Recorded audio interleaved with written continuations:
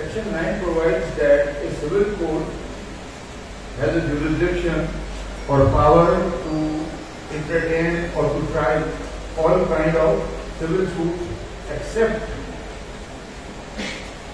the cognizance of the same is expressly or impliedly barred. Here, this provision at the one hand provide that a civil court has jurisdiction to entertain every kind of civil suit except those which were barred entirely or specifically barred by any law. Although here the word law is not appearing, but in the various judgments it was interpreted that only those suits are barred which were specifically barred by enactments.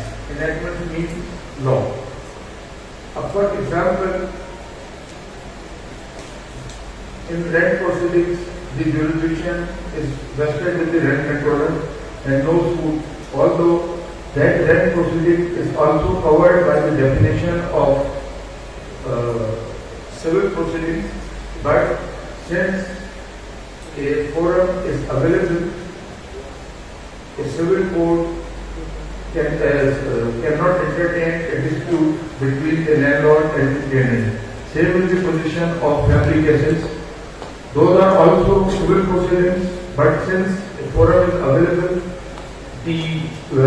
despite that there was no provision in the Muslim Family Law Act that a civil suit cannot be filed, but since the forum is available under a special law, a civil suit for the maintenance or for the resolution of marriage or for any matter which are covered by the family code, a suit cannot be filed.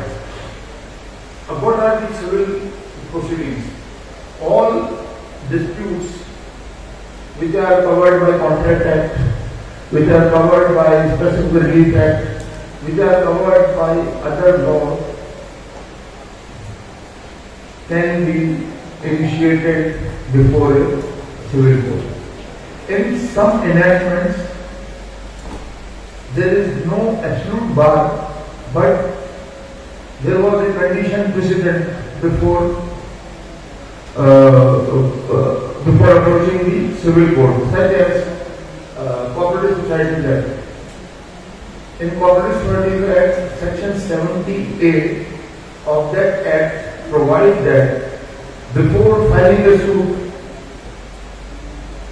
a notice of 30 days has to be given to the Registrar of Cooperative Societies, without which the suit is not maintainable. There is a lot of case law on that,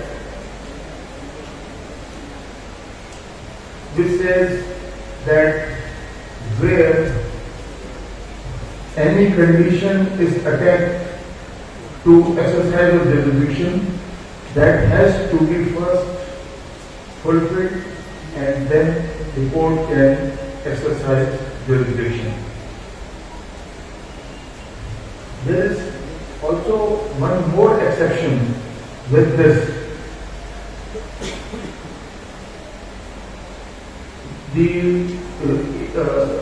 Even where the suit is impliedly or specifically barred, but if the plaintiff who is filing the suit is in a position to establish or prove that the action against which he come to a civil court is mala fide, the court can exercise jurisdiction and can see whether the action was mala fide or the action was bona fide.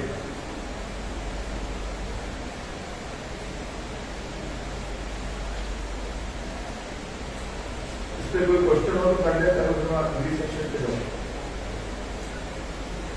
Now this section 10. Section 10 deals with a principle res sub judice. Res sub judice means pending in the court.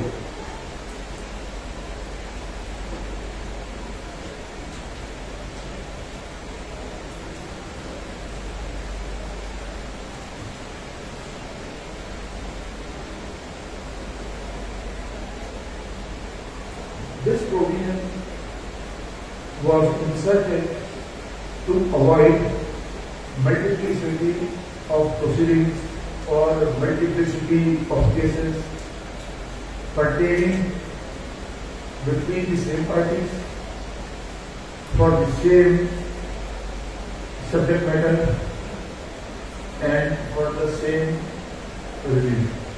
So no two suits can be filed.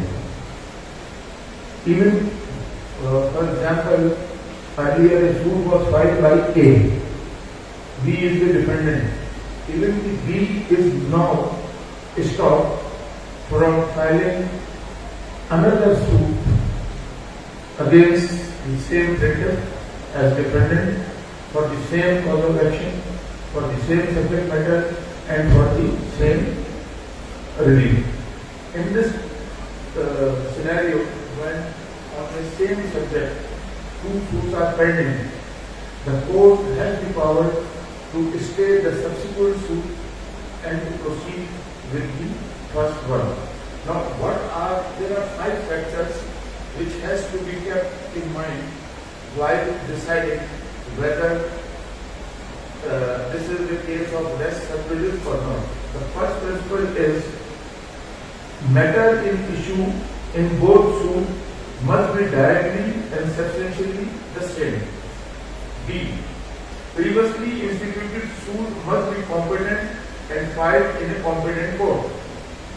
Third, court before previous suit is pending must be competent to grant relief in subsequent suit. D. Both suits must be between the same parties or their representatives. Parties are litigating in both the suits under the same title. अब इसमें there is no need of explanation for number 1, which provides matter and issue in both suits must be directly substantial. So in both the suits, the issues or point of dispute or point of conflict should be the same. Previously suit must be competent and filed in a competent court. The previous suit or this earlier suit should have been filed before a competent court and not in a court who has no jurisdiction. If the first suit was filed in a court having no jurisdiction, the second suit is maintainable and there is no bar on filing of second suit in presence of the first suit filed before a wrong forum. Third, court before previous suit is pending must be competent to grant. So unless the court is competent to try the suit, the court is also not competent to grant an effective relief. So if that court has no jurisdiction, it has no jurisdiction to grant relief, the second suit in a proper court can be filed. Both suits must be between same parties or their representatives. This means the parties should be the same and or their representatives. That means, for example, the suit was between A and B. The suit was competently filed. B expired. His legal heirs were brought on board. Those legal heirs are also stopped from instituting a fresh suit because they are not claiming in their independent right. They are claiming through title or through right of the expired defendant B. Same is the position with the last two parties are litigating in both suits under the same title. For example, in the case of the house, both are claiming that we are the owners. So no separate suit is required, and naturally, if the plaintiff is in a position to prove, he will get the degree. If he is not in a position, he will not get the degree, and indirectly the defendant will get the relief.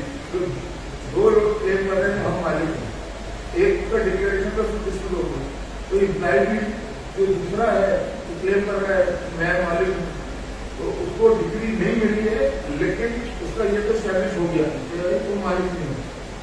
تو یہ اس وجہ سے یہ میڈیکلٹی of جو proceedings ہے اس کو avoid کرنے کے لیے یہ پروویژن میں انسرٹ ہوا ہے کہ ایک صحیح ہے کہ no one can be vexed twice.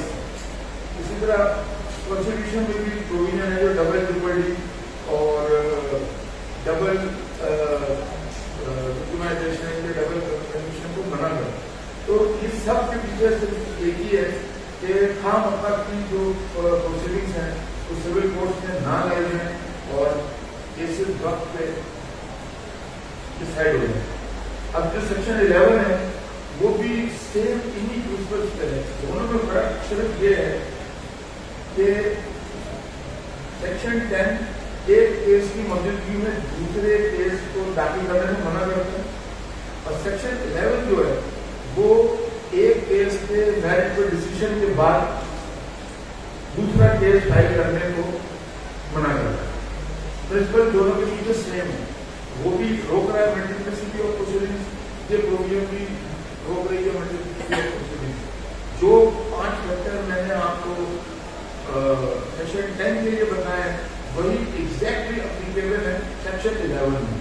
تو ہم اس میں بھی پرنسپل یہی ہے کہ جو ایشو کا میٹر ہے وہ سیم ہونا چاہیے. جو سوٹ پہلے ڈگری ہوا ہے وہ غلط ڈگری نہیں ہوا ہے, وہ کمپیٹنٹ کورٹ نے ڈگری دیا ہے تو وہ بات کرتا ہے سیکنڈ سوٹ. اب یہ جو ریجوڈیکیٹر ہے آپ ایک سوٹ فائل ہوا پراپرلی ڈگری ہوا, اب دوسرے نے اس کو چیلنج کیا. ایک زمانہ تھا کہ جب ڈگری کو چیلنج کرنے کے لیے بھی نیا سوٹ فائل کرنا پڑتا ہے کیونکہ کوئی اور ریمیڈی سی پی سی میں تھی نہیں. اس چیز کو دیکھتے ہوئے سی پی سی میں امینڈمنٹ ہوئی اور جو سیکشن 12 ہے اس میں 12(2) ایڈ ہوا ہے. 12(2) says that anyone wants to challenge the degree which was obtained by fraud, misrepresentation or the degree was without jurisdiction, the same cannot be challenged through a separate suit.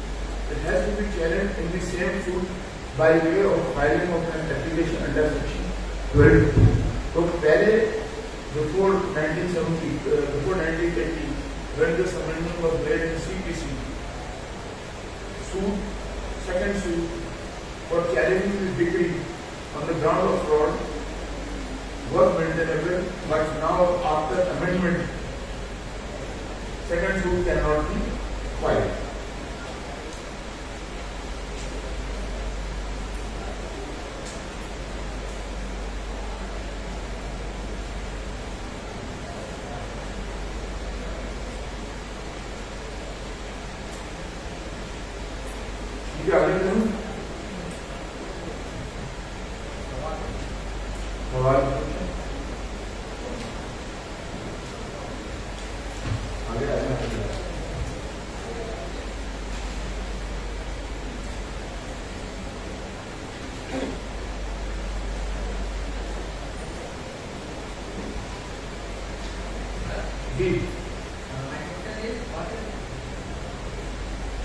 My question is, what is the reason behind expression of section 12(2)?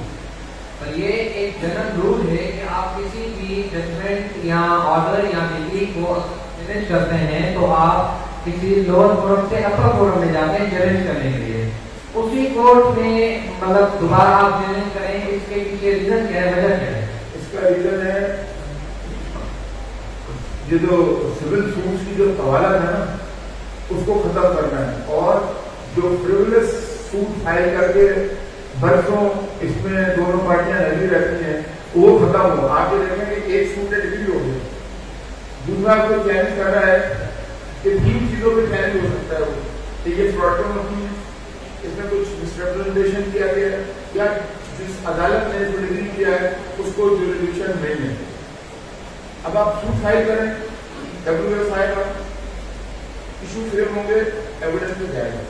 इसमें ये सब चीजों की जरूरत नहीं है। जिस court ने डिक्लेयर की है उसी कोर्ट में एप्लीकेशन जाती है, कर लो अपना केस एग्जामिन उसी वक्त। अगर उसमें कोई गलती इस तरह की है उसी वक्त रिलीफ फौरी तौर पे मिल जाएगा, बरसों इंतजार नहीं करना पड़ेगा। और अगर एप्लीकेशन फ्रिवलेस है तो उसी वक्त जो है डिस्मिस हो जाएगी। अब इसमें जो क्या करना होता है ना, वो ये करना होता है कि जो वर्डिंग है 12(2) की, वो है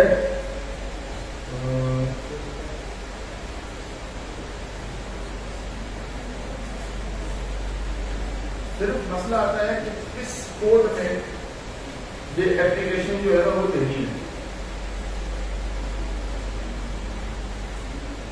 Where a person challenges the validity of a judgment, decree or order on the plea of fraud, misrepresentation or for want of jurisdiction, he shall seek his remedy by making an application to the court which passed